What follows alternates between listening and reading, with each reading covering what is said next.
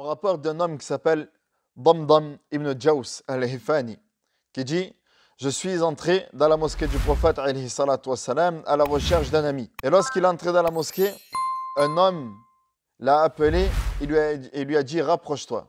Et il s'est rapproché, il lui a dit: ya ma ami, ne prononce jamais cette parole, Allah ne te pardonnera jamais, ou alors Allah ne te fera jamais entrer au paradis.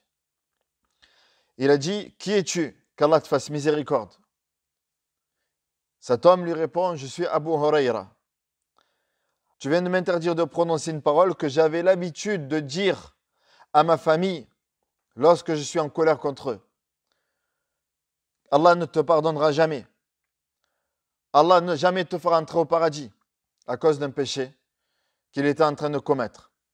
Alors Abu Huraira réitère, il dit: la taf'al, ne le fais pas, car j'ai entendu le prophète alayhi salatu wassalam nous raconter l'histoire de deux personnes de l'époque de Bani Israël. L'un d'entre eux était dans la débauche, dans le péché, et l'autre était dans la dévotion, dans l'adoration. Et celui qui était constamment dans l'adoration disait à son frère: quand est-ce que tu vas t'arrêter? Quand est-ce que tu vas te consacrer à l'adoration d'Allah? Et son frère lui répondait: laisse-moi, c'est entre Allah et moi, ne te mêle pas. Jusqu'à ce qu'un jour, celui qui est dans l'adoration trouve son frère en train d'accomplir un grand péché. Il le surprend en plein péché. Et il lui dit: Wallah la yaghfirullahu lak. Par Allah, jamais Allah ne te pardonnera. Alors Allah Azza wa Jalla a envoyé l'ange de la mort qui a récupéré l'âme de ces deux personnes.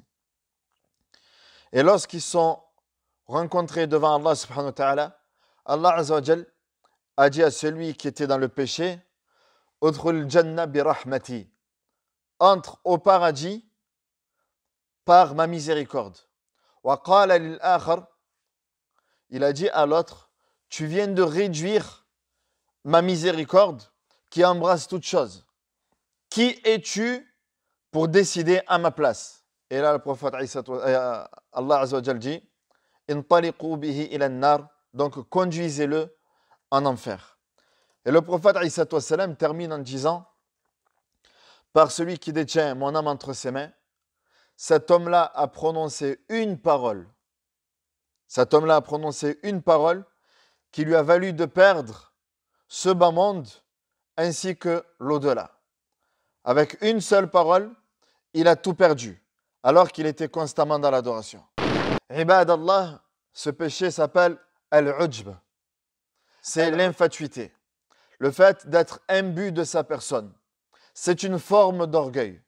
C'est donc le fait d'être imbu de sa personne, de se croire supérieur aux autres à cause d'un don, d'un bien ou d'un rang, d'un caractère qu'on a ou qu'Allah Azza wa Jal nous a octroyé. À tel point que Cheikh l'Islam Taymiyyah rahmahullah considérait ce péché-là, al-ujb, comme faisant partie du shirk al-asghar, comme étant une forme de polythéisme mineur, comme al-riya, comme l'ostentation. L'ostentation al-riya, an tuzayyina amalaka min ajli nas. L'ostentation, c'est le fait de rechercher les éloges des gens à travers l'adoration que tu fais pour Allah. Donc tu as associé Allah Azza wa Jal avec la créature dans la recherche de l'éloge et des compliments. Alors que l'ujb, la forme de shirk là-dessus, c'est que tu associes ta capacité, ta force, ta puissance, ton bien, la raison pour laquelle tu te vantes, tu l'associes à Allah subhanahu wa ta'ala. Et tu ne remets pas ce bienfait à Allah subhanahu wa ta'ala. Alors, Cheikh l'Islam Taymiyyah rahmahullah a une parole très importante ici, concernant notamment Surat al-Fatiha.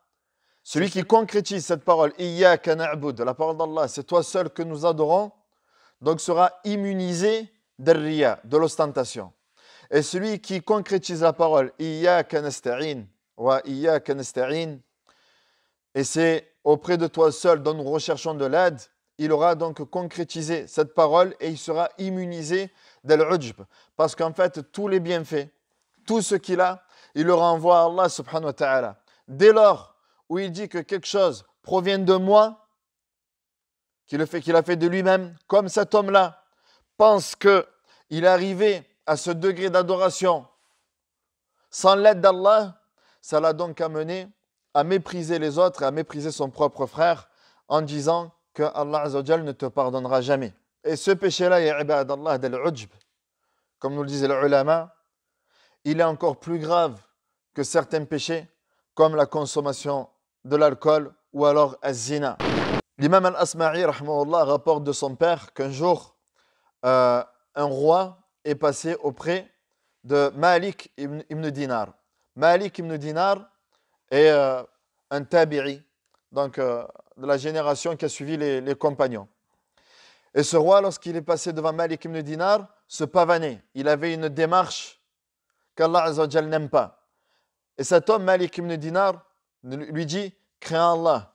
C'est une démarche orgueilleuse qu'Allah Azza wa Jal n'aime pas. Et le roi lui répond, tu ne sais pas qui je suis? Ala ta'rifuni? Ne sais-tu pas qui je suis? Et Malik ibn Dinar, il lui dit, bien sûr que je sais qui tu es. Tu n'es qu'une goutte de sperme qui va terminer poussière, et entre les deux, tu n'es qu'un amassis d'excréments. Tu n'es qu'un ramassis d'excréments. Il a dit, voilà ce que tu es réellement. Il a rappelé à ce qu'il est, son état d'origine. Et donc ici, le roi ne s'est pas enflé d'orgueil. Il a dit, en effet, tu me connais comme il se doit. En effet, tu m'as décrit comme il se doit. Ici, le roi a écouté ce conseil-là. Malgré qu'on peut dire qu'il a été dur, mais il a été à la hauteur de l'orgueil de ce roi-là. Et ensuite, alhamdoulilah, le roi donc a fait preuve d'humilité et ne s'est pas enflé d'orgueil par la suite. Quelles sont les causes qui font naître al-ujb, cet orgueil-là? Il y en a plusieurs, mais on va en citer 3. Premièrement, c'est l'ignorance totale. L'ignorance d'Allah subhanahu wa ta'ala, ainsi que l'ignorance de notre propre personne. Le fait que l'homme soit ignorant de son âme et de ce qu'il est réellement. Aïcha radhiyallahu anha a été interrogée quand est-ce que l'homme est considéré comme étant moussi. Moussi est le contraire de muhsin, si on peut le traduire par malfaisant. Quand est-ce que l'homme est dans l'égarement? Qalat idha dhanna annahu muhsin, lorsqu'il pense que c'est un homme de bien. Lorsqu'il pense que c'est lui le meilleur et que les autres sont en dessous. Dès lors où il a cette pensée-là, que lui c'est quelqu'un de bien et que les autres ne le sont pas, à ce moment-là, Aïcha radhiyallahu anha, Ummul Mu'minin, nous dit que cet homme-là est dans l'égarement. Les pieux, ceux qui sont réellement dans la dévotion, lorsqu'ils terminent une adoration, la première chose qu'ils font, c'est d'implorer le pardon d'Allah subhanahu wa ta'ala.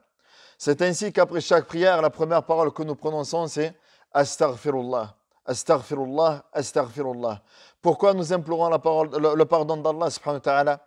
Car jamais nous ne pourrons accomplir une prière comme il se doit. Dès lors qu'une personne est fière de sa prière, est fière d'avoir accompli une adoration et de dire celle-là, c'est la bonne adoration, c'est qu'il est inconscient de sa propre personne. Après avoir terminé le Hajj, lorsqu'on a terminé Arafat et qu'on se dirige vers Muzdalifa, ثم أفيضوا من حيث أفاض الناس واستغفروا et implorer le pardon d'Allah. Lorsque vous avez terminé Arafat, vous avez imploré le pardon d'Allah ce jour-là, que c'est le jour où Allah Azza wa Jal accepte le pardon de ses serviteurs, le jour où Allah Azza wa Jal a franchi le plus ses serviteurs de l'enfer. Tu as terminé le jour de Arafat, tu te diriges à Muzdalifa, mais la chose que tu dois faire, c'est d'implorer le pardon d'Allah subhanahu wa ta'ala. Tu termines le jeûne, tu implores le pardon d'Allah subhanahu wa ta'ala, car jamais tu ne pourras adorer Allah subhanahu wa ta'ala comme il se doit. Deuxièmement, le fait de se reposer sur les bienfaits qu'Allah Azza wa Jal nous a accordés, nous a octroyés, en oubliant le bienfaiteur, c'est-à-dire Allah. On pense que ce bienfait est un dû, que c'est quelque chose que nous méritons forcément parce que nous sommes, parce que je suis. Je suis et toi tu n'es pas. Donc moi je mérite ce que toi tu ne mérites pas. Si par exemple j'ai cette beauté, c'est parce que je suis. Si j'ai cet argent, c'est parce que je suis et toi tu n'es pas moi. Si j'ai tant d'enfants, c'est parce que je suis. Donc à chaque fois, le bienfait, tu le renvoies à toi-même, comme si c'était un dû, comme si c'était quelque chose de normal. Tu oublies le verset d'Allah Azza wa Jal, وَمَا بِكُم مِّن نِعْمَةٍ فَمِنَ اللَّهِ. Tout bienfait que vous disposez, que vous jouissiez, provient d'Allah subhanahu wa ta'ala. Le troisième point, pourquoi l'homme aime cet orgueil-là, c'est parce qu'il aime être au-dessus de tout, il aime diriger. Il veut tout le temps être à la tête de quelque chose. Il veut tout le temps être au-dessus de tout. Et ça, ibad Allah, c'est malheureusement ce qu'on voit à travers cette mode aujourd'hui du développement personnel. Je ne dis pas que tout est mauvais, mais lorsque dans ce développement personnel, on te met en avant, tu es le meilleur, tu es le plus fort, tu es le plus beau, tu es le plus grand, tu dois écraser les autres, ça doit être toi. Donc tout ceci, on est en train de gonfler ton orgueil, de gonfler ton âme. Alors que l'islam, c'est le contraire de tout ça. L'islam, c'est je suis parce que c'est Allah subhanahu wa ta'ala qui m'a donné ces bienfaits-là. Si j'ai cet argent-là, c'est parce que c'est Allah qui m'a facilité. Si je suis guidé, c'est parce que c'est Allah subhanahu wa ta'ala qui m'a facilité. Si je suis en bonne santé, c'est parce que c'est Allah subhanahu wa ta'ala qui m'a facilité. Tu renvoies toujours le bienfait à Allah subhanahu wa ta'ala. Bien que tu aies fait les causes pour en arriver là, mais tu renvoies tout le temps à Allah subhanahu wa ta'ala. Et dès lors que tu oublies Allah azza wa jal, tu oublies ta propre personne et tu t'égares, comme l'a fait ici Qarun, en disant que tout ce que j'ai, je l'ai eu de par ma propre science. Comme certains le disent aujourd'hui, ce commerce-là que j'ai monté, je l'ai monté de par ma transpiration. Genre, je suis arrivé là tout seul, j'ai eu besoin de personne. Et il oublie de mentionner Allah subhanahu wa ta'ala. Tu as fait les causes, c'est un fait. Tu as travaillé dur, c'est un fait. Mais n'oublie pas que tout est entre les mains d'Allah subhanahu wa ta'ala. Ne dis pas que tu en es arrivé ici de toi-même. Ne dis pas que tu en es arrivé là où tu en es aujourd'hui, en étant seul et en oubliant Allah subhanahu wa ta'ala. Car Allah azza wa jal, c'est celui qui donne et c'est celui qui reprend.